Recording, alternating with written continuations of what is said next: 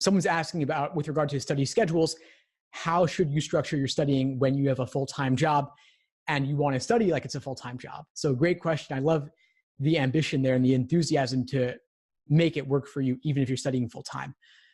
So for those who are studying for full-time, so for those who are working full-time or are in school full-time, obviously you can't put in 40 hours a week of LSAT stuff or else you're going to burn out.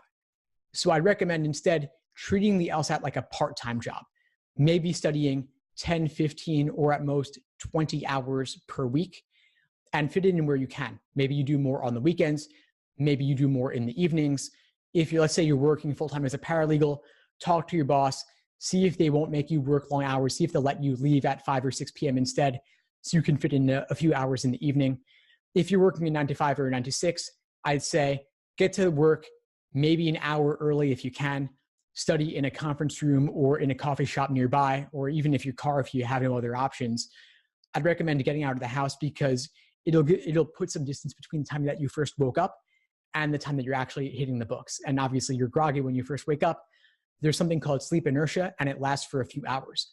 So I would recommend, if you can, carve out the time at work, wake up earlier than you're used to, and so you can walk into the office at 7:30 or 8 o'clock and knock out an hour or two before work starts. Then if you can, carve out a half hour or an hour during lunchtime.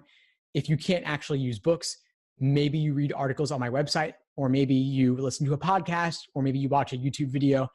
And by the way, speaking of podcasts and fitting in the time, I do want to share with you a little bit of some podcast stuff I have going on.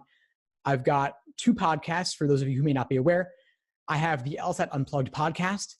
That is just me, and I have interviews there. I have discussions. I have a former writer of actual LSAT questions where we discuss the LSAT there.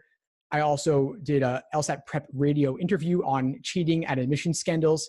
So those are on the podcast released in the past few days. As you can see, I'm releasing pretty much every single day except the weekends, but I may actually up it to the weekends as well, just because I have so much that I want to share with all of you. Again, it's LSAT Unplugged. You can find it on iTunes, Spotify, Google Play, and pretty much everywhere else. Great for listening on the go. I also have the LSAT Pros podcast with my buddy Graham Blake. And so we're releasing more traditional weekly episodes that are longer, typically 45 minutes to an hour. That's also available on iTunes, Spotify, Google Play, and pretty much everywhere else. And so if you want to fit in the time, podcasts are a great way to do it because they're passive. You can listen while you're on the subway or in your car and absorb passively some additional LSAT knowledge. I also have a YouTube channel that you can pretty much, of course, watch or listen to anywhere. And so I'll share that with you as well. It's at youtube.com/LSAT blog. And so it's the LSAT Unplugged podcast. And so I have many, many videos there. I have LSAT Prep 101 videos. I have some popular ones. I have interviews, including with a former NYU Law School admissions dean. And I also have some LSAT coaching sessions I recently did with other students. I also have recordings of online live LSAT classes like this one. And then you can see my most recent uploads here. You can see I have some explanations as well on logic games and lots of other stuff too. So lots of stuff you can watch and listen to on the go, fitting in the time where you can. And so that's, again, before work, during lunch, after work, during your commute. And then in the evenings, let's say you want to study after work and you've got a couple hours, you get out at 6, you want to get home by 10 or 11. You could, again, find a conference room in your office or find a coffee shop nearby and bring the books, hit the books for another hour or two, maybe grab a quick dinner somewhere and have dinner as you study because you got to fit in the time, right?